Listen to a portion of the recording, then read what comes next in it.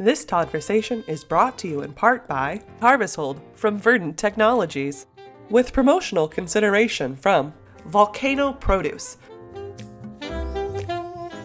Well, good day, everybody. I hope you are doing fabulous. My gift for you today in my brain is that everybody's doing fabulous. That's my gift to the world today, spreading good love and will and cheer and all that good stuff and brightening up people's day, because you never know what people's path is, right? And the only way to make a path different is by throwing a little love on it.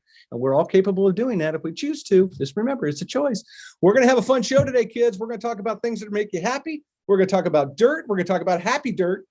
And I'm excited about it because I don't think not a lot of people out there know what these cats are up to. And I'm telling you right now, these folks are kicking in some doors and doing some things I find incredibly cool and find incredibly needed out here in the world. And we're going to have a conversation with my friend Sandi about what's going on back in the Carolinas and on the East Coast and spreading across this country in a big way. And I am super excited to welcome the CEO of Happy Dirt. Please, everybody, pull over, put your hands together, park the Teslas, whatever you're driving, get off the treadmill, start clapping. Sandi Kronick's in the house. Welcome, Sandi. I'm so happy you're here.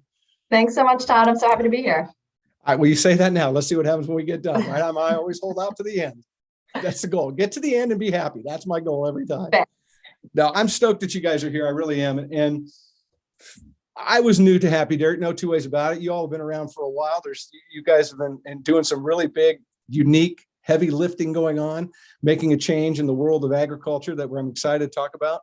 But once I peel back a little bit, I was going to say peel back the onion, but that's such a campy produce show. Once I started peeling back the banana and realized what you guys were doing and why you're doing it and who you are, I'm like, holy moly, we got to get these cats up on the show. We need to talk about this. This is the kind of stuff that wins the day and changes the narrative and creates opportunities out there that we need to be talking about, because you're driving value into the food chain. And it is something I'm all about. So again, a huge welcome. I'm glad you're here. I'm looking forward to just this chit chat. I have been all week, and let's get rocking and rolling. So before we get going, I ask all my guests the same thing. I'm not going to read your bio because it's incredibly campy. And if it's got words more than 6 or 7 letters, I can't say them anyways. So I work on small words only. So I'm going to let you share with everybody a little about your journey and bio and just kind of introduce yourself and say hey to everyone. Okay. Thanks so much. I really appreciate all your words, Todd. It's incredible to be here. My journey is not your average journey into the produce industry. I grew up on Long Island in New York and became a vegetarian for random happenstance and moved to Ohio for college and started. Okay, where? Don't tell me. Oberlin College. Oh, thank God you didn't say the Ohio State. I can't. It is not the Ohio State. Oh, it's God, a different world than, yeah. Oh, thank God. Go Oberlin, go team. I'm all for that. Go. I don't even think we had a football team at my school. But tiny school, and I wound up accidentally brokering relationships between the dining halls and the Amish farmers in the area. And this was the very early stages of cell phones, but we really didn't have any cell phones. We had those clunkers in the car that were attached to the car. And it was just the best entree into communication because, the Amish growers, of course, didn't have phones, didn't have email. So I was really well versed at the postal service route in the area, and I would hustle all of the chefs in town to give me their order by a certain time, make it to the postal, the right box at the right time to catch the postal carrier, and then I had a pickup truck and would send usually another college kid out to drive. So I had this like fake staff and I had zero budget, and we brought in a fair amount of product, and honestly the growers taught me best about communication and also just what is possible. I mean, I don't know if it gets more resourceful than the Amish community anyhow, but whatever people were asking for, because I knew nothing, I wasn't afraid to ask stupid questions. And so I would say, by the way, somebody's looking for this item. When is it in season? And is that something that we can grow? Or is that just, where does this come from? And sure enough, within 2 or 3 weeks, the growers would have put it on their availability list. So somewhere within their network, it might have been from another state, but somewhere within that Amish network, they were able to source it for me. So I just became really passionate about, I was always passionate about eating food from great sources, but I was really passionate about helping other people come along on that journey. I actually thought I was going to become a transportation planner, go into urban planning, and I just love logistics, which I'm happy to say I think it's gotten a little bit more sexy in the modern world, but back then it was really weird and nobody necessarily understood why I would be into something like that. Logistics scares everybody though. It's a scary topic. Yeah. There's not a lot of young children who are growing up and saying, I want to work hard and I want to become a logistics supervisor or something like Yeah. that. It's a constant headache, putting out fires. It's really a firefighting type of role. For sure it is. So maybe it has to do with our attention spans, but for some reason it was a perfect fit for me. And when I moved to North Carolina, I got connected with a nonprofit that focuses on supporting and lifting up the sustainable agriculture community by organizing farmers and consumers. And what they didn't have was any service that actually provided a market-based strategy for farmers. So I moved here in 2001. It was this golden moment because the tobacco buyout was kind of in the midst of happening. Mm-hmm. And the NOP, the National Organic Program, was about to really turn on in 2003 through the USDA. So we focused on working with the small pool of organic tobacco farmers in North Carolina. And, it was kind of this fabulous anthropological experience for me in some ways.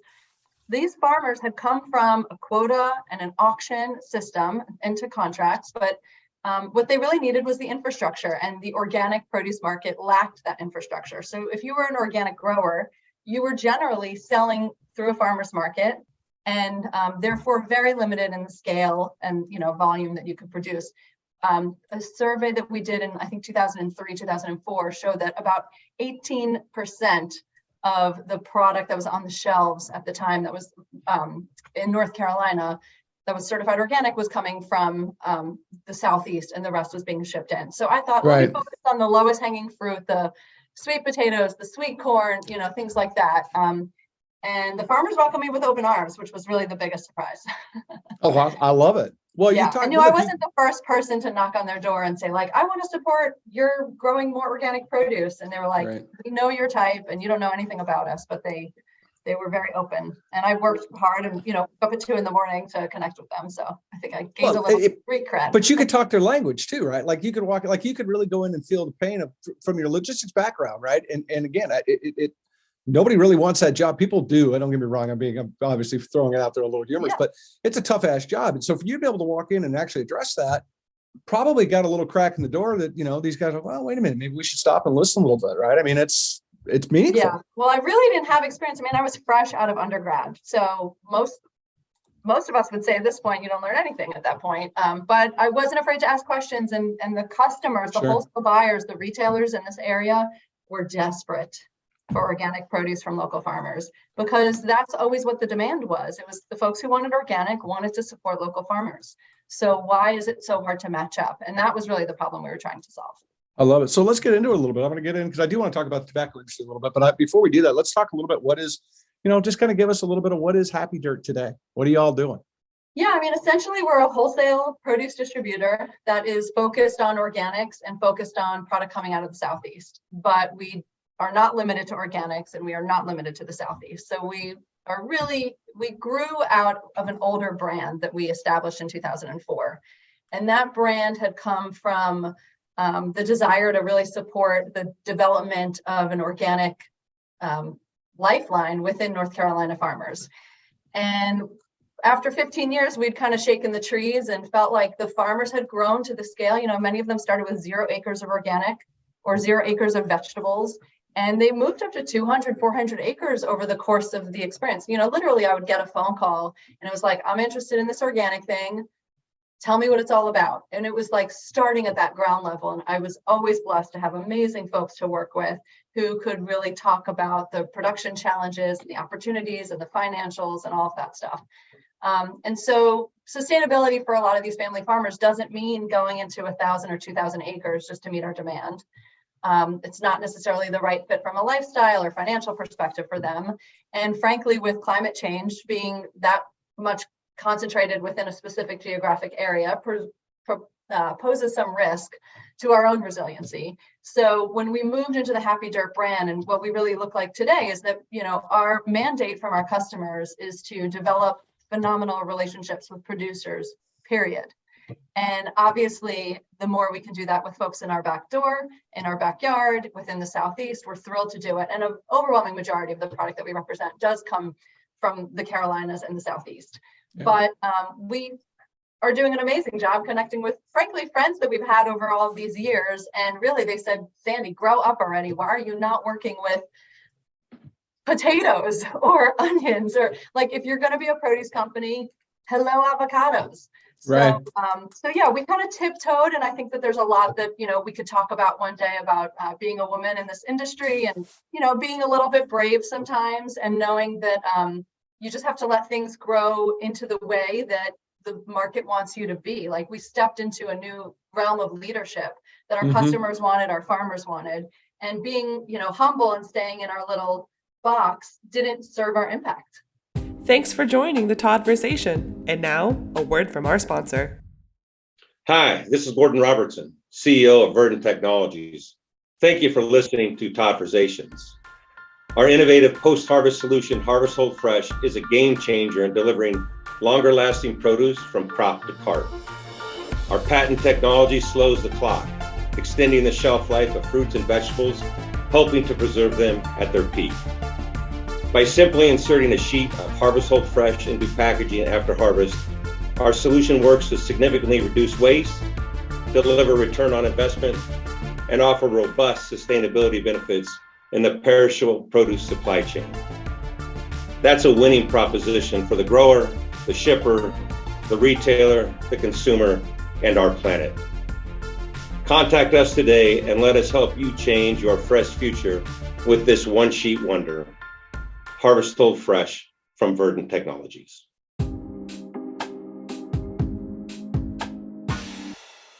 And I will say, based upon my own personal experience, there's a drastic difference between a farmer in the Southeast and a farmer anywhere else in this country. And if you've ever sat down at a table across from a farmer in the Southeast and had a conversation, it's completely different than sitting at a table with farmers elsewhere. I will just tell you that right now. There's just something about the spirit. There's something about the air. There's something about the sunshine. I don't know what it is, and maybe it's in the water. Who knows? But there's just a different mindset that comes out of the Southeast. So I can see where coming in with your perspective, and I can see we're coming in with that energy level and trying to have conversations about trying to solve problems. I mean, real world problems. Let's be honest. The Carolinas agriculturally have faced some real world problems, some real things that were incredibly detrimental. And I do want to touch on it. Leads me up to talking a little bit about the tobacco farming industry, because that was a to-do. I mean, that really was the lifeblood in a lot of ways of the Carolinas and a lot of places in the Southeast back in the day, which I'm not exactly sure what that means, but nonetheless, I'll say it. It doesn't make me sound so old if I say the day, right? It's like, oh, way back. But nonetheless, it's like, that was a big deal. But that industry, is dying in a whole lot of ways, including people, but nonetheless. And, to make changes for those farmers and to open up new doors of opportunity, especially the generation that you're working with, right? Because this is a unique generation that can look back at what their fathers and grandfathers and some of that generational learning that they can bring to it, but they also have kids of their own, perhaps, or they're looking forward into the future saying, I got 1 foot here, 1 foot here. I got to make a change. So talk to me a little bit about tobacco farming in the Carolinas over the past 10 years, a little bit of the change. We kind of touched on a little bit, but more specifically, can you give some examples of how you've helped some of these farmers kind of get out of the path that they were on and put them on a different one? Yeah, absolutely. And, the best part is that there's no judgment here. I love the carrot, not the stick. And so we encourage folks to date us. Let's not get married. And that was one of the benefits of not only working with certified organic farmers. We want them to date organic production first as well. See if it feels like a good fit before they maybe make the financial investment. We're obviously selling it as conventional. And, for us, a big piece of this is it's communication, it's ability to respond well to feedback. I mean, these are some things that weren't necessarily part of the structure of relationships in the tobacco climate. We, like I said, we're blessed to be able to start actually with a pool of just maybe 24 organic tobacco farmers in the state.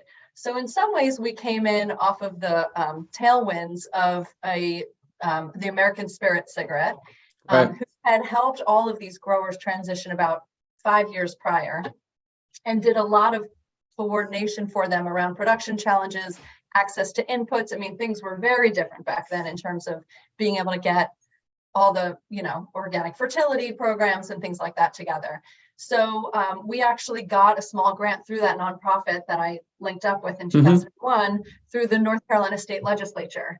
It was $48,000, which I'd love to put the numbers on it, because these days people who get grants, which we don't, we're a for-profit, but people who get grants get like six figures, and it's really fabulous. We started this with $48,000, which was basically just a lifeline to I rented the truck and I drove the truck, and we were like, we'll see what's going to happen here. But at the end of the day, the growers that we were working with were just growing organic tobacco on their certified acreage. And with the crop rotation that was then becoming mandated through the USDA, they weren't doing anything profitable, saleable, and nothing off of that land. And so we really were able to focus on what would work well with your equipment, what would work well in the downtime of your labor, and what can I sell? What would be the not that hard to sell? The markets will take it. We won't have many quality hiccups, etc. So we focused on, the broccoli and things like that would work well in the planter, or, a couple of the guys had the ice machines that they shared the ice with everybody else.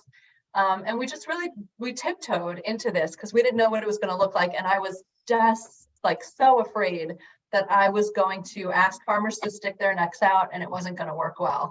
And that honestly was the best, people, when I talk to business schools and things like that, my best advice is have the most positive pressure. It was a positive stressor for me to not fail, because I did not want to be another person who failed farmers. Yeah, well, they have enough challenges every day, enough things that are out of their control. I didn't want to burn anybody.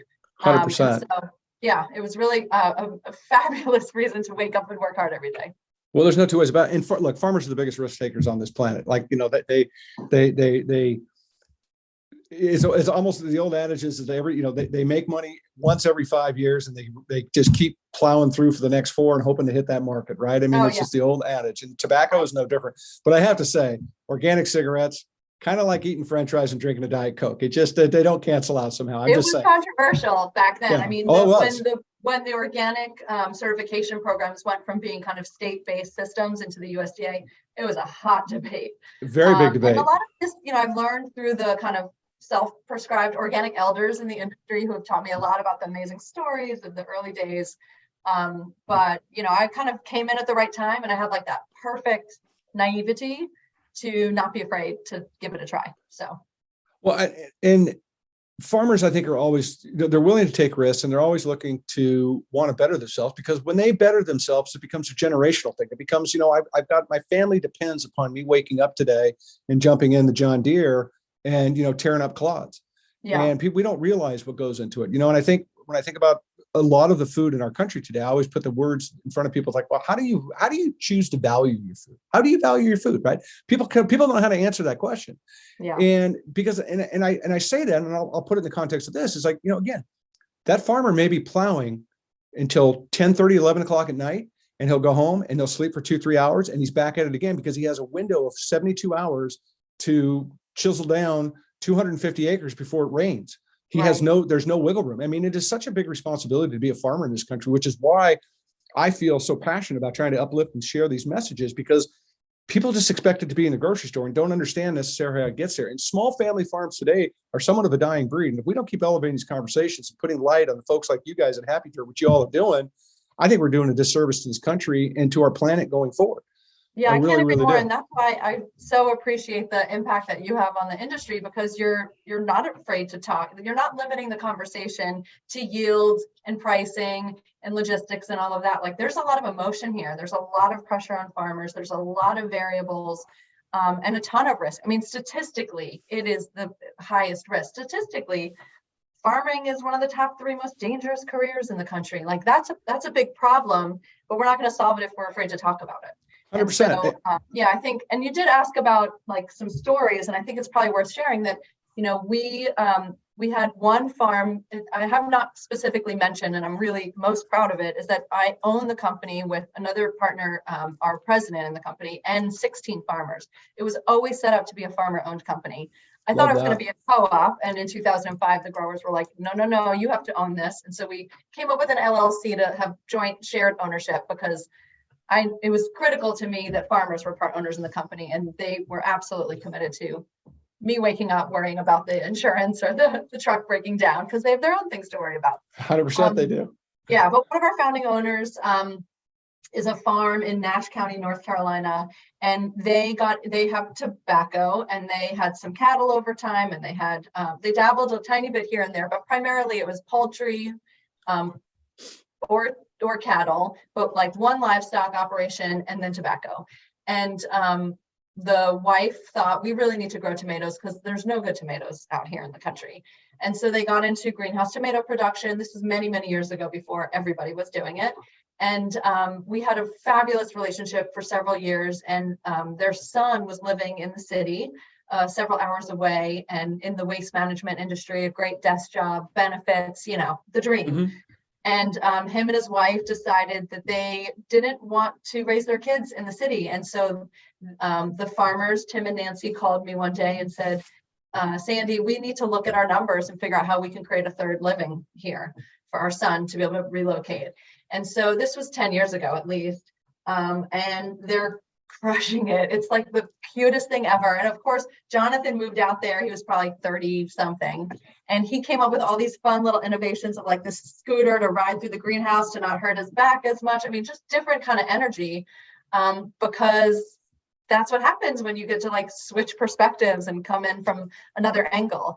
But nonetheless, I always love to talk about that story because first of all, seeing it at the front view of mirror, or through the front window rather than in the side view or the rear view, is just so rewarding to me. Like, how can we be strategic about thinking about your goals as like a holistic family? And then the other piece that I love so much about it is that his family isn't just making a living off the farm and raising their kids closer to the source of food and all those fun values that are so important, but they're going to a rural school. They're going to the local soccer, they're participating in the vibrancy of rural America, which honestly is also an endangered situation.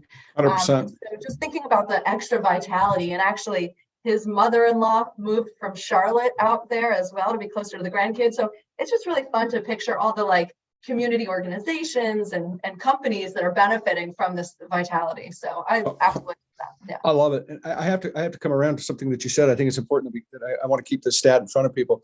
The suicide rate for farmers is so incredibly high. It's at the same level it is for veterans. A statistic that I read that I've talked about before in past episodes, 225 million agriculture workers on this globe that suffer from mental problems, from mental issues. And it's real. And this is a tough ass business, right? Because it's not like you walk into a widget factory, right? You don't walk in, close the door and look out a window. You open up your door and walk outside. And now whatever outside throws at you is the world you get. Mother Nature, it does what she wants, when she wants, and how she wants. No matter how much you want to think you can try to control it, ain't going to happen, kids. That's right. And it's a big deal. So I can completely appreciate what you said. And I also want to touch on the community aspect, because I think this is something when I think about how you value your food. Farm communities aren't just the farmer and his family and 6 cows and a few chickens. That farm community is, to your point, it's the coffee shop, it's the seed salesman, it's the tractor shop, it's the tire guy, it's the grocery store or the country store, whatever you want to call it. All the churches, the Kiwanis Club, yes. 100%. It is such a unique place. It's such a unique part of our country. And to your point, it seems to almost be shrinking and shrinking and shrinking. And my hope is that people get an opportunity to go to a farming community, to an Airbnb, whatever it might be, and hang out and experience it. Like walk in on a rainy morning to the coffee shop in a farming community and look at all the white pickup trucks in the parking lot, and they're all sitting around telling stories. It's 100%. They're all telling stories about this and they're telling about that. And I'll tell you, if you want to learn anything about farming, go hang out with an old farmer, because they'll fill your head so full of knowledge you have no idea. Absolutely. And I will say that, what we know about the word resiliency is incredibly common and frankly kind of overused at this point. But what we know about resiliency in an ecological environment is pretty clear biologically.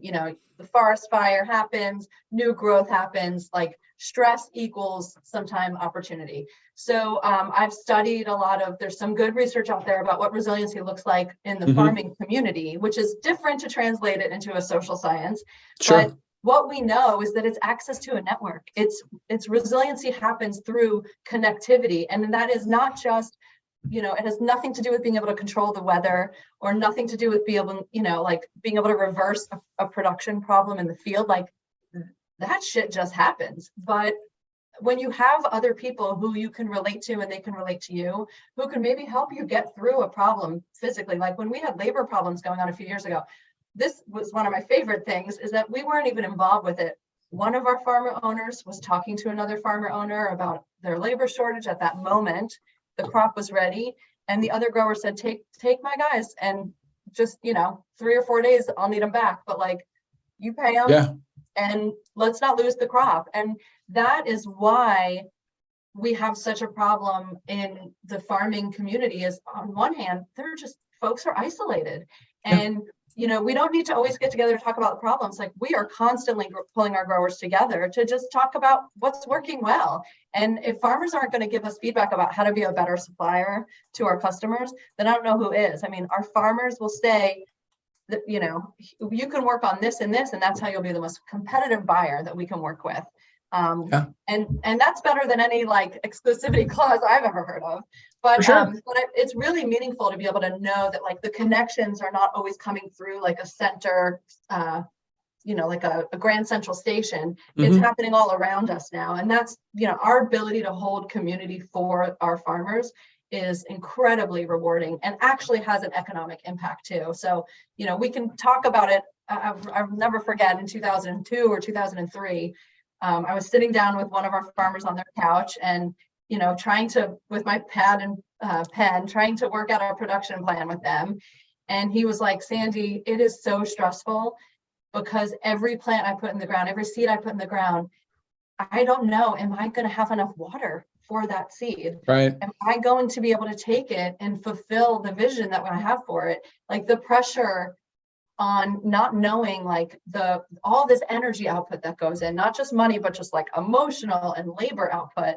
And will it come to fruition the way it's supposed to? That is the stuff that is the biggest problem. If you can solve that problem for farmers, or if you can support farmers, like feeling more emotional security, not just market security, but like we are out there hustling for them because we don't want to fail them, and we want to get up in their business about what their big challenges are. That was like one of the most potent stories for me, because it's helped me talk about farmer suicide rate. It's helped me talk about hard things, because if a farmer's brave enough to explain to a 21-year-old how much emotional pressure they felt, and being able to like help that seed live the life that it has the potential to live, I was like, okay, I can get deep with these folks. That's great. So yeah, well, you touched on something, really to me, the word that comes to mind when I heard what you just were talking about was accountability, right? Yeah. Farmers are accountable, and they're accountable obviously to their family, their community, but they're accountable to the earth, they're accountable to the sun, the rain, the water, all these things. And accountability matters. And, because I know a lot of farmers, and I've never seen one that didn't end a conversation or make an agreement that wasn't involved with a handshake. Right. That wasn't about that accountability. It's like, if you tell me this is what it's going to be, this is what it's going to be. And I love how you've set me up beautifully to ask this question. And I think I'm going to give you kind of a two-parter here. You've been doing this a while now. So talk to me a little bit about what the past 20 years have taught you specifically about this organic industry, because it is completely different than anything else out there in the ethos, but also too, because you have this relationship based on accountability. You have this relationship based upon a clear understanding of, we all win. We don't win individually, we win together, right? Which I think is incredibly powerful and really great marching orders to build a business around. What has working with the family farmers in the organic industry taught you that maybe you didn't see coming or expect, or maybe some surprises? I know it's kind of a big question, but go for it. Throw it any way you want. Love big questions. This is fun to get out of the day job and have big conversations. So I appreciate all of it. My little experience in the organic industry, on one hand, has really taught me to lean into the truth and really build through the network. Like, we have to work hard to maintain the integrity of the word organic every day. And I have to do that because we want to protect our farmers and our business, but really it's kind of on all of us. So we're kind of all in something together. And so there is a certain level of accountability to community that we don't even know, because a little consumer confusion causes a big problem for us all. Well, I've seen that a few times in my tenure. Yeah, right. Exactly. Yeah, it's not getting any easier, frankly. But that's a big piece of it for me is that we cannot go it alone, exactly like you were saying. And the other piece is just to like constantly worry, like a practice. You have to commit to the discipline of working hard to maintain the integrity. And that comes up. I mean, I'm not just talking about big picture things and how we try to support our customers, always maintaining the integrity as well. But even just in the conversations we have with new farmers, like we can spread a good practice around that and, demystify what the word means, but also know that we have an educational responsibility that is important, not just for us, but well beyond our immediate relationships. So that's a big piece of it. And the other thing is that, we have a really incredible story. I mean, the stories of the organic industry that I've been able to glean through my friendships with other organic wholesalers around the country has been a remarkable leadership development opportunity for me, frankly, and to kind of respect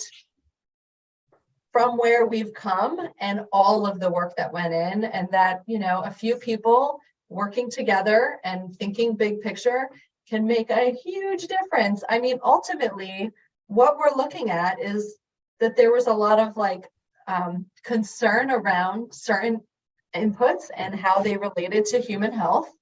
And instead of fighting against and against and against, this is my understanding of the story through friends, is one day they said, you know what, this is going to kill us because we have to fly into DC constantly to fight against this or that. And while we're doing this, the new dangerous input, there's one ingredient that's getting switched, and then we're going to have to come back and fight against that. So we have to figure out what we're fighting for. Mm-hmm. And that is going to be what is going to sustain us all. And that has been an incredible lesson for me, not just professionally, but even personally, is like, let's make sure we know where we're trying to go here. And so, and the organic movement really came from concern for, human health and farm worker health.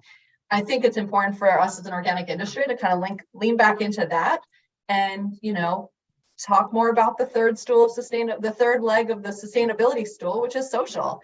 And how are we showing up for farm workers? How are we worried about farmer suicide rates and farm worker suicide rates? How are we thinking about health? Because frankly, farm workers are a massive part of rural America. And are they safe? Are they feeling safe? Are they feeling like they have access to the resources that they deserve and that we need them to have in order for them to keep showing up to work? So, there's just a lot of lessons and stories that it's important to spend the time. And frankly, it's very humbling for me because I was lucky enough to be able to, kind of grow up caring about this. It probably is just in my DNA. Yep. And there's a rich history and very open people. So I have always thought that the organic, I like what you said. Yes, it's very different. It's very challenging, but really also we lean on collaboration. Obviously not everybody does, and yes, competition is competition, but for us, we have a much more limited supply chain of farmers to work with, and loyalty is that much more important.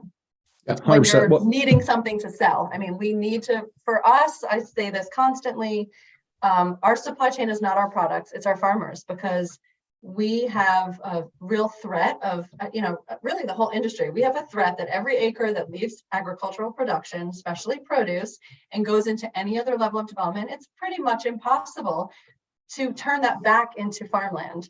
And so we have to kind of stop the bleeding every chance we get.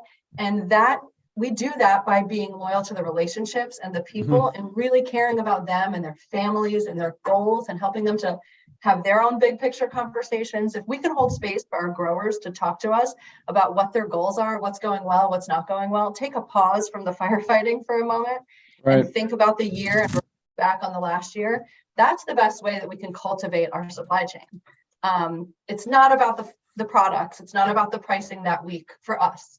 And that's why I think our farmers really like us. And that's what's working well for us with our customers too, is that, we are very transparent about that dynamic. Yeah, 100%. It's never about the PO, it's about the people. And if you don't realize that, you will when your business fails. But our integrity is so incredibly important. And I want to come around on this as well, because truthfully, in my opinion, integrity is one of the very few things we actually truly own.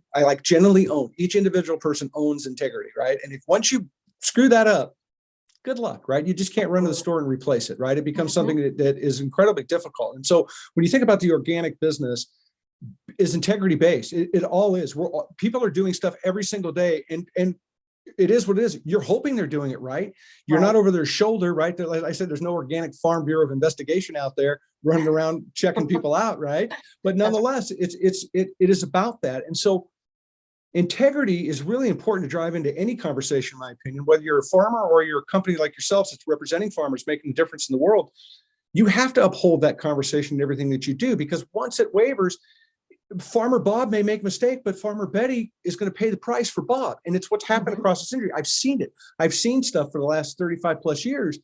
I've been a part of seeing these different integrity-based issues that have come out and what it's done to everybody. And so, it's incredibly important to drive that in. Another thing that you talked about, and I think is that I want to add to what you said, is that we need to start looking at food security in this country and what it actually means. And what it goes back to what I said earlier about driving the value. What does the value of food actually mean to people? Food insecurity is a hell of a lot worse than the Chinese balloon flying over our country. Trust me, kids. And I challenge this all the time to people. Go into your kitchen today, open it up and ask yourself, how many days worth of food is there? And what happens if I have no more? We cannot answer that question. Is not the answer. It's not the answer. We can't answer that question. I know it's really big and everybody's like, oh, shut the hell up, Todd, get off your soapbox. But it's a fact that we need to be thinking about. And if we're not digging into conversations around agriculture with a much broader mindset and a much bigger thought process about tomorrow, I think we're screwing ourselves in the long game. I really, really do. And I think it's going to drastically affect the next generations coming up. Well, even if it doesn't have a huge crisis inflection point, which frankly we all have just been through, and we're still recovering from it in many ways. But even if that didn't happen and it was just in our consciousness, we'd still be better off because of it. Like being able to raise children in a community where they appreciate, on one hand, even how the stuff is grown, much less how much hard work, and developing that baseline 100%. Human respect for the hard work that farmers put in. That alone would have such an impact on, frankly, everyone's personal health. Like there are plenty of selfish reasons why it would be good for people to care more about how food was produced, where it came from, and how hard it was to make. And so even if there was no food security crisis, which I believe we are very much overly concentrated, and frankly, the solution is all in processed food. So the produce industry, we have a lot of room to grow in terms of really kind of from an advocacy standpoint, educational standpoint, et cetera, really driving these points home.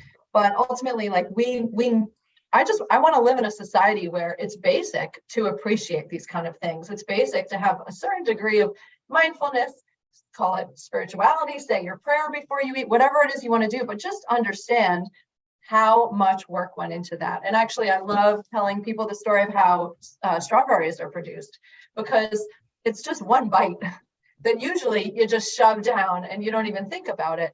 But, I've seen the farmers at 2 a.m. making sure that their irrigation pipes aren't freezing in the middle of the winter so that the strawberries are okay 5 months later. So there's, in my opinion, no more labor that goes into one perfect bite than the strawberry story. And I just think if everyone grew up knowing how much work went into growing strawberries, we'd probably be a little bit more grateful and healthy because of that. So, but I think you said about accountability and integrity, and I just think for some reason it feels like the mantra for the year for me. It keeps coming up, but I've read in the last few months, when somebody shows you who they really are, trust them. Let them, believe them. And there's a certain joy that comes from also knowing that you are who you are and your reputation is amazing. We got a phone call from a distributor in the Midwest in the last 6 months or so. And, they want to talk about a new relationship and we're thrilled for it. And he said, I just spent the last week calling all of my contacts around the country to try to break your good reputation. And I couldn't figure out how to do it. And I was like, that might be the best compliment I've ever gotten in this industry, because it's not me, it's our company. And I think that there's a lot to be said in this business and really in all business. How do you take your values and help empower everybody else on the team to help also be personally and professionally committed to that integrity and that authenticity and things like that. So it's really fun to see how much we've really grown a lot in the last 5 years, and also how much we're kind of stronger than ever in terms of our commitment to those core values. Yeah, I absolutely love it. Well, this leads me to my next question. The organic industry is very interesting, but I have a perspective, I think, very different than a lot of people just because I'm old and gray, but nonetheless, we're struggling a little bit as an industry. We're struggling wanting to grow up. We have a lot of people that are trying to pull us backwards as opposed to embracing what's going forward, which I quite frankly think if we don't embrace going forward, or at least these conversations, it's actually going to hurt the brand long-term, not help the brand long-term, because attributes will eventually start to chisel away at what organic is, because organic's an attribute as well. And I think it becomes kind of dangerous. But one of the things that you all are doing that I like, and I want to get into this, is you're working to make organic more relatable, which is, be honest with you, I don't know anybody else that's used that terminology before. And I loved it. I was like, all right, this is kind of cool. And it goes back to kind of my soapbox about how do you value food. So talk to me a little bit about that initiative that you guys are doing. And I'm going to come from two parts. So one, I'd like to see what you're doing when you're talking to the end user, the retailers, and how they're responding, but also too, how do the consumers respond to that messaging? Yeah, I love this question. I try not to suck at my questions. Well, you're doing great. Okay. Well, I really, ultimately what we are is a bridge. Like, we are a bridge to product. We float the product from the farm to the wholesale buyer, and we're a bridge to the relationship. So I would say from the retailer perspective, we really rock at farm tours. I mean, I know it's untraditional to take your supplier and introduce them to your customer and try to facilitate them caring about each other, because there's some paranoia that might exist in the industry about, not always staying relevant. But frankly, we crush it at that. And that is it's kind of like a special way that we maintain an understanding of communication and connection with the retailers. Frankly, I think that making organic more relatable, when you hear that, obviously, for the most part, you float it straight to the consumer. But ultimately, everyone in the retail industry is a human, and they are also a consumer. But really, we're all just trying to do a good job at our jobs and not burn out. We want to be able to wake up and remember the passion and feel like we're having an impact. And so our ability to host connection for those buyers to the farm is, I know, some of the best days that our buyers have all year. And we go out for a good barbecue, we go out, we have a good time, and our farmers love it. They love hearing the questions that the folks from outside of the state are bringing. And they love knowing when there's a problem, we're not going to just cancel the thing. We're going to communicate it on to the buyer, and we're going to try to figure out if there's a way to work around it. And that's where the resiliency comes back in. But it's not because we don't want to lose the deal. It's because none of us want to work this hard if it doesn't really mean something to us. 100%. It's got to be good for everybody or nobody wins, right? And that's I agree with that. I preach that all the time. It's like, well, here's my problem. If you don't know what my problem is, how can you help? And if I don't know your problems, how do we solve them?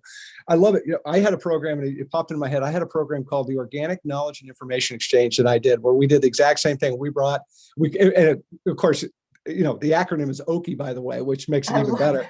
Yeah, it's even better. But we did that. And we did the exact same thing. We brought retailers out. We put them on the farm. We put their asses to work. They were picked up at 5 o'clock in the morning, and they were put boots on, and they're cutting broccoli. They're out there getting a full day of understanding what goes into your food. Again, learning how to value food from the eyes of somebody that's out there every day picking green onions, or somebody that's in a carrot shed.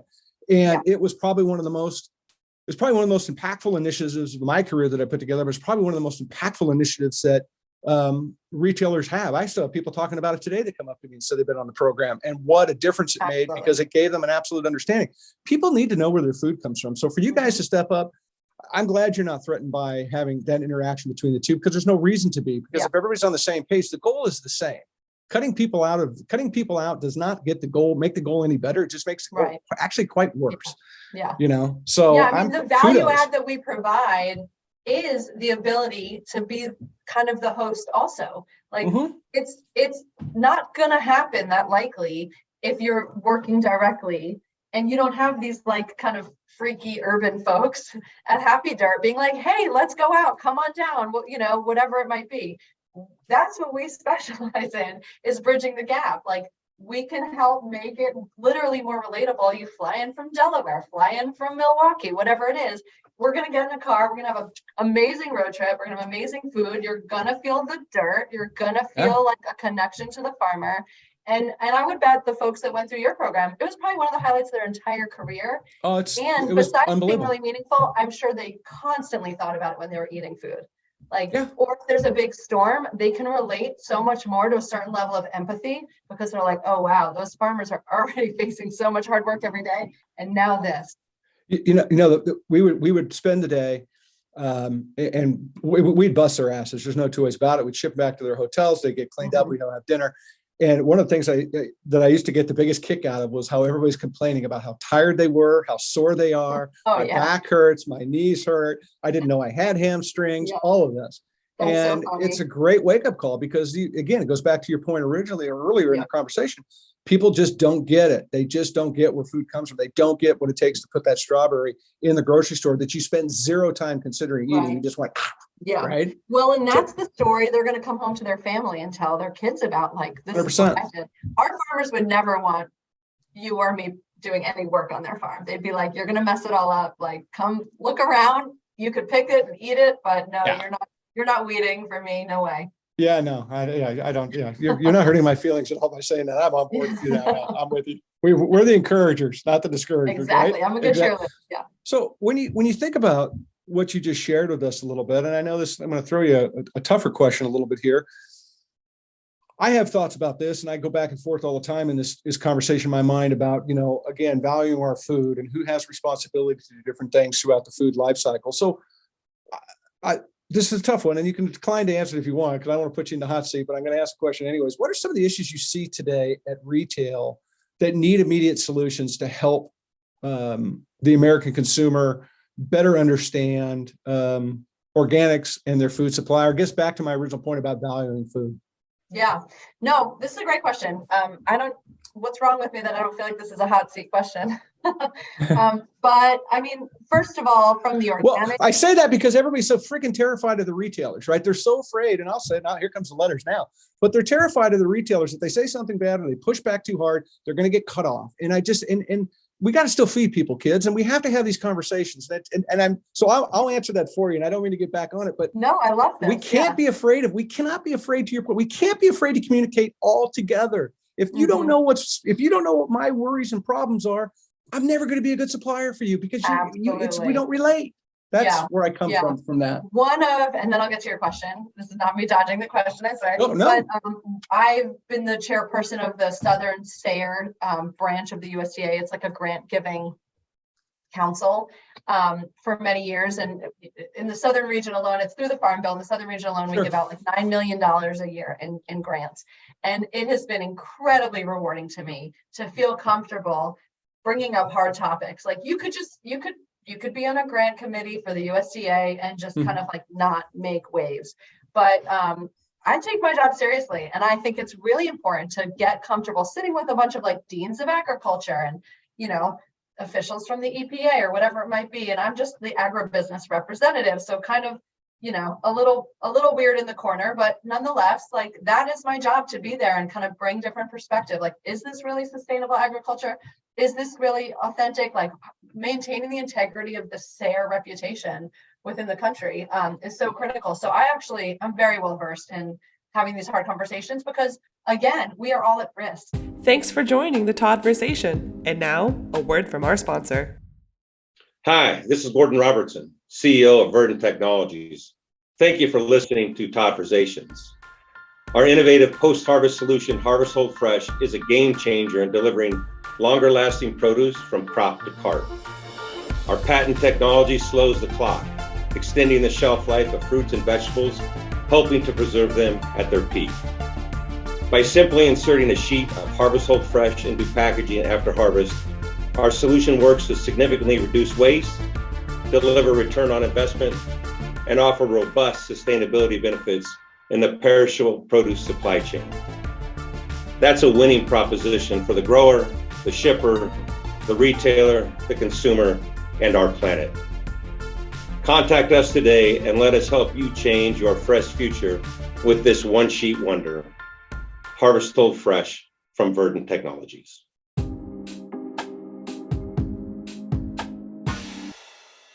How do we keep this conversation or start this conversation? We don't have a conversation. I'm trying to start the conversation about valuing food and specifically putting more value into the organic sector, fruits and vegetable sector, however you want to go with it. Yeah, I would say one of the biggest problems that, from my perspective in the organic industry and in the organic movement, that we face is the challenges around packaging, because there's no worse way than to burn somebody out who feels really loyal to their values than always only having it in non-recyclable plastic. So we have a huge disconnect for the organic shopper in the packaging issue. And, obviously we've made some strides forward. We took some steps back. I mean, the last few years have been incredibly turbulent. We are one tiny company that is lucky enough to have pretty great alliances with a lot of labels out there. So I feel confident in our ability to all work together more around this issue. But it's really alienating to a lot of the organic shoppers. And frankly, it's not rocket science. It's a financial issue. This is a money-driven problem, but we have costs at the end because we're ignoring it. And that's where our industry leaders, our elected officials should be working better together to get ahead of it, make a little bit of a upfront investment, make it more affordable, and frankly, tax the greatest problems. I mean, we have the options and the opportunity, and it's just getting off the bench. So that's really frustrating. The kind of inertia around that is, like I said, really alienating, I think, to the organic shopper. And I can take some responsibility in that statement, because when the organic industry was growing up and we were trying to get the training wheels off and work our way through, we weren't big enough and united enough and had any kind of market share whatsoever. Mm-hmm. When the retailers started to embrace us, as we cracked through some of those doors, packaging was a really big problem. Like most of the PLU codes that are out on vegetables today, we bought and paid for and set them up, right? We started that way back then. Yeah. And at Cal Organic, no less, we did it. But packaging was a big problem. And so the organic industry was being told to package. And I believe, and it's a regret that I have today, that we weren't strong enough or big enough as an industry to say, no, go make the other guys package, because they're already doing right. We didn't do that. We took that on like we didn't have a choice, right? Because being young and small, and not having, and again, not having the courage, I think at that point, or the wisdom to go, hey, this isn't the right thing to do, kids. This is polar opposite about what we all believe. Right. We were forced into it because we frankly just didn't have the backbone at the point at that time to make that decision and try to hold that line. Right. And who could have thunk, right? I mean, look at where the movement is now. Look at where the industry is now. Back then, it was like, oh, well, let's just not lose momentum. Yeah, could be, and you didn't, because back then you were just hoping that if you sat on hold for 45 minutes with Ralph's waiting for somebody to answer the phone, they would give you an order for a pallet or two. Right? That was the world back then, and it's obviously not that today. And I think if you had that crystal ball and you could look into the future a little bit, besides going to Vegas and cashing out, but I mean, we could have seen where we are today.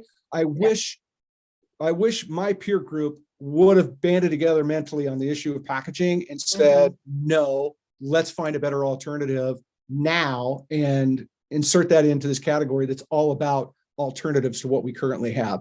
So I feel a sense of responsibility for the amount of product that we put out and the way we built the industry for not doing a better job at that. Well, I mean, the reality is that we're all kind of left on our own to figure it out. And if we all just came up with something together, then we could just go for it. Again, like this is not the most hard challenge to solve. We just have to all collaborate on the solution to scale it up so that it works. So that's one big piece of it. And I think that, this, I learned a lot personally through our rebrand into Happy Dirt, which happened in 2019. And, living through all these kind of resiliency assessments and what was the next version of how to take our brand and make it more relatable and make it more accessible. And I think the reality is that consumers are really hungry for connection. Absolutely. But I would say in the produce aisle, it's a little bit leaning towards the threatening level of connection. We have a lot of problems and we sell produce sometimes based around the problems. And that alienates people who are not as well versed or concerned about the problems because they have other problems that are potentially more imminent on them. And so it leaves, I would say, produce in general, especially organics, this kind of little protected class. Like if everybody, of course, we all do all of our food shopping based on habit anyways, but you stay in your box, you go to your one or two things, and you do what you do every time. So in my opinion, because I care not just about our business and our farmers and our customers, but because I care about the health of America in general, I'm really passionate about produce consumption. And if we just skewed to making produce less like preaching to the choir and a little bit more accessible in terms of not being threatening and not, kind of like opening the gates a little bit more, I think that would be huge. And frankly, the only reason we have to do it from a marketing perspective is because there's no baseline of education in our school systems around, like we talked about, around how food is produced, basic nutrition. I mean, unfortunately, we have not made any of the headway in terms of linking up the produce industry and agriculture and farmers, which kids love learning about farmers. We are not maximizing that at all. Excuse me. I hope you're okay. Agreed. No, I'm fine. We haven't made any progress, I would say, and we've probably gone backwards because a lot more kids used to have some level of access to fresh product coming out of the dirt through their grandparents or in their own communities in the past. And there was probably a lot more hands-on education around these issues. And now, we've kind of stripped all of the education into some, very basic cores. And so we are sending all these people off into adulthood without the taste buds that they need in order to have a palate for this, and the nutritional and kind of like medical implications and health, benefits that can empower them to make good choices, much less the cooking skills or any of that. So that's something that has now become a problem, I would say, in the produce departments, that I would love for us, again, to lean more on working together as a country to kind of better impact from the ground up. Like if you really want to teach a society anything, just teach the kids. They'll take the stuff home and teach their parents about it. So that's where I think it could be, again, some low-hanging fruit. Sorry for the pun. No. But to focus on, how do we make sure that there's a baseline of appreciation for farmers, understanding of the health impacts of eating produce, and like what the real dietary restrictions. And I don't mean like a diet culture. I mean a produce centric. I don't even know if the word diet is really appropriate here, but a produce focused appetite. Well, and kids need to know how to cook and how to eat it, or else they're never going to start liking it later. Yeah, you have a kindred spirit in me in this conversation, big time. I mean, we have a show we produce called Lunchtime Heroes, where we're actually bringing nutrition service people from different school districts around this country that are scratch cooking in the schools. And I'm not talking for 50 kids. I'm talking 27,000 kids. I'm talking millions of meals a week. And they're putting value back into the school food, into these lunches. And the results that they are seeing with these kids is staggering, from more meals being served, less disciplinary problems, less bullshit all over the place. Kids are going home and they're changing their diets at home. They're asking their parents. The parents are having to call the schools to figure out where they get the noodle wraps to make spring rolls for these kids, because the parents can't find them at the store. No, it's it's one of the most powerful conversations that this platform has ever produced. And I say this all the time. If we, as we get older, we have two choices. We can take our wisdom and move it forward, or you could take your wisdom and drag it back to the youth of today. And if we want to make the biggest impact, if you want to change this planet, you want to change climate, you want to plant more trees, you want to save dolphins, whatever it is, start working with these kids, because they're sponges. And it's amazing. These kids are now in the kitchen. They're taste testing, creating recipes that they're serving in their schools, the salad bar, the lunch, the numbers are staggering. It is so imperative that we work with these children. It's and so I imperative. Dare say that when you do that, if you could take your program and multiply it and just, hit that impact all over the country, we are going to have more kids who want to grow up and become farmers. We're going to have more chefs who want to rely on local food systems and direct farmer relationships because they're not afraid to lean on what is local or what is more, supporting their local food economy.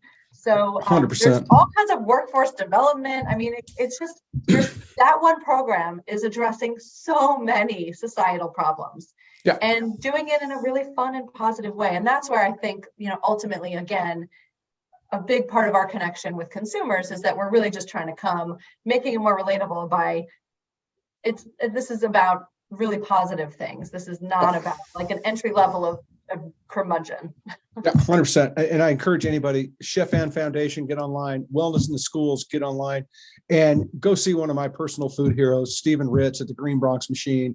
You want to wake up a little bit and see the magic of what these kids are doing when you put food in front of them, you get them involved, you teach them how to eat right, you teach them to question what's going on, you teach them to learn taste and make choices. Let them make choices with food, for God's sake. So they've got to make choices when they're 21 and 30. Let's start when they can make choices between an apple and a pear. 100%. Right? Yeah, it's so powerful. And it's such a great thing. I love what you said. And I love what you're working at, and you're trying to make it, again, relatable. You're trying to make it I think it's really quite honestly, I think it's in your DNA in the sense that you're bringing people together, just like you do with your farmers. You want that unity and that opportunity to speak to everybody, not just speak to one group, but speak to all and bring that together, because that's how we're going to change the narrative in this country. It's how we're going to change the food world, right? We're not on an island here, kids. We're on a rock that's spinning around. And if we don't start to figure it out, may not stop spinning while we're on it. We may be dead and gone, but hey guys, eventually it could, right? Yep, so let's take care of it. Let's take care of it. No, I really appreciate that.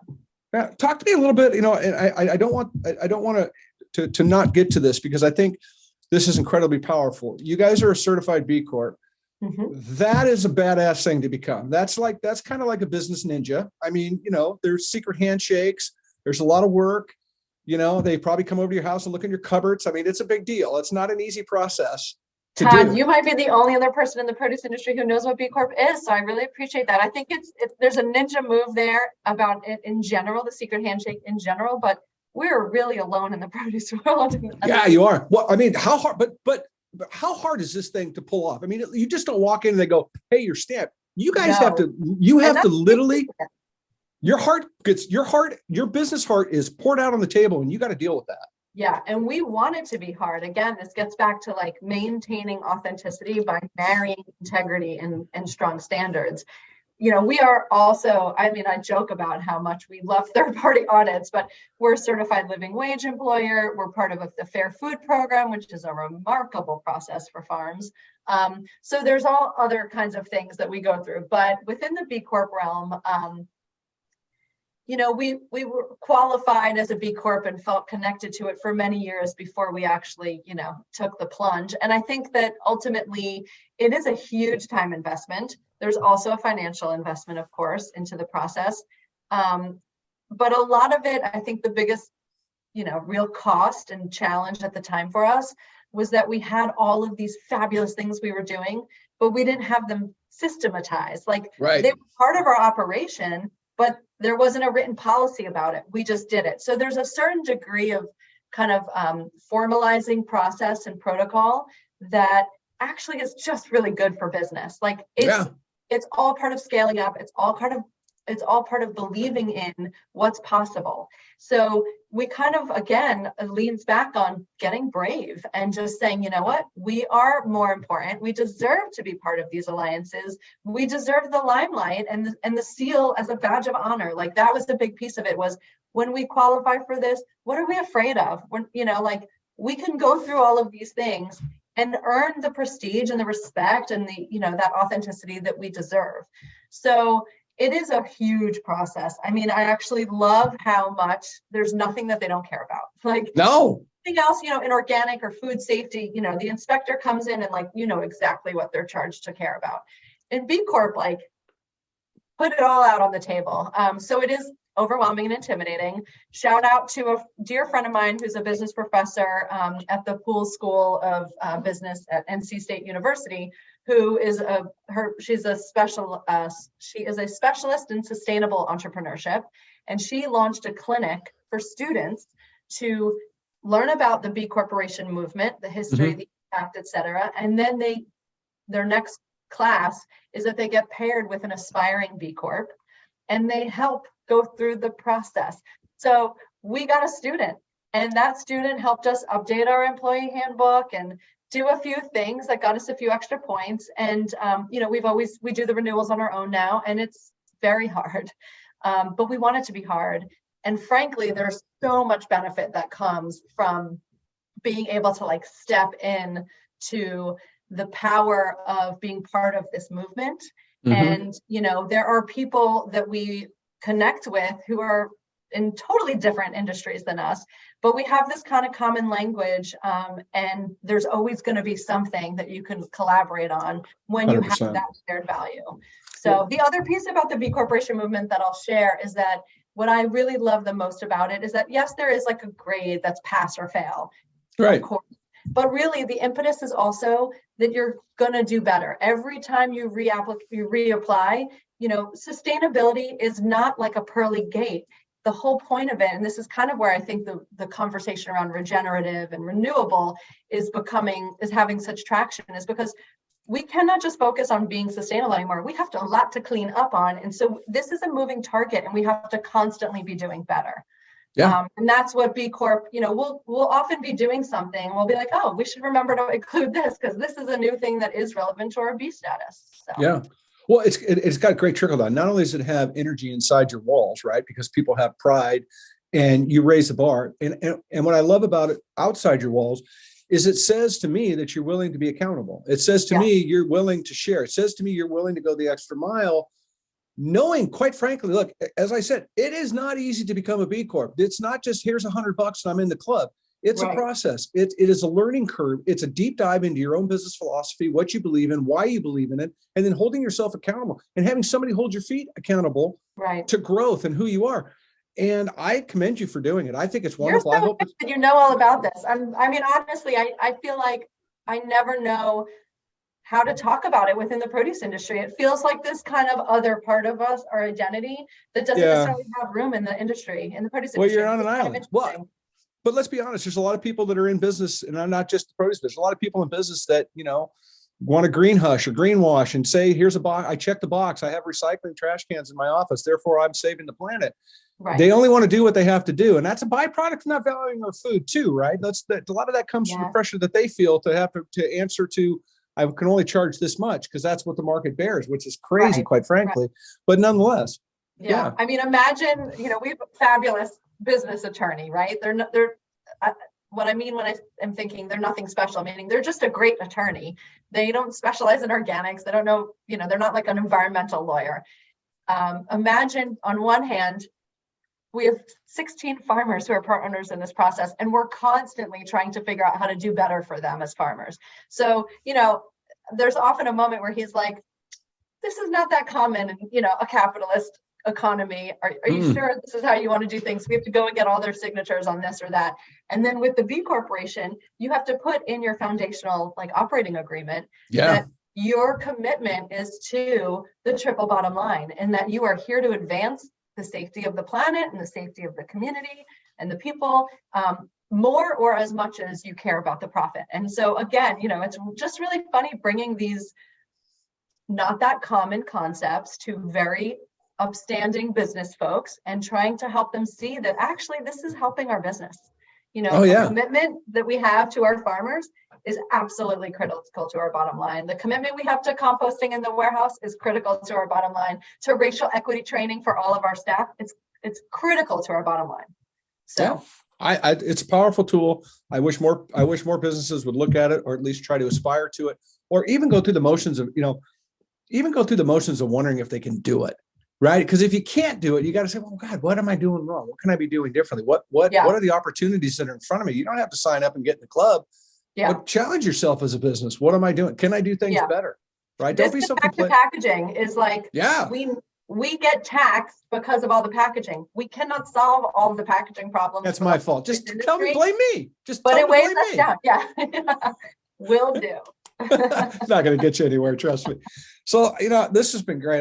This has been a really fun conversation. I want to kind of just next, I guess, kind of ramp it up is what's next for you guys? What's going on? What's exciting? What's new? What's happening? What's the vision? Where are you going? Tell me something good. I mean, it really is. Besides, I can come visit you. We go to barbecue. I cannot wait. No, really, you should. I mean, let's do some on-farm hangout. I'm there. Do you do farm live podcasting ever? Sure. Let's go. Not my first time kicking clods in the field. I'm serious, 100%. Spring or fall. Don't come in the summer. A little humidity. Yeah. Too damn hot. Yes.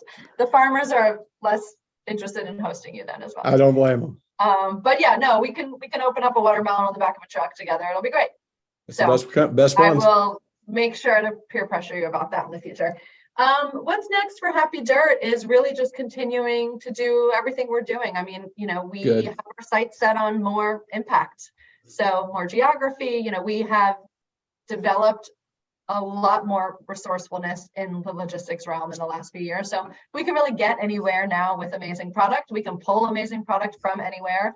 And so, just thinking through how do we continue to expand that impact, deepen the impact, deepen the relationships we have with our customers, deepen the relationship we have with our suppliers, and really helping folks to specialize a little bit more. 5 years ago, I wouldn't have said that we can do a great program. We really kind of were supplemental, fitting in for many years. And then I would say about 5 to 8 years ago, we started growing.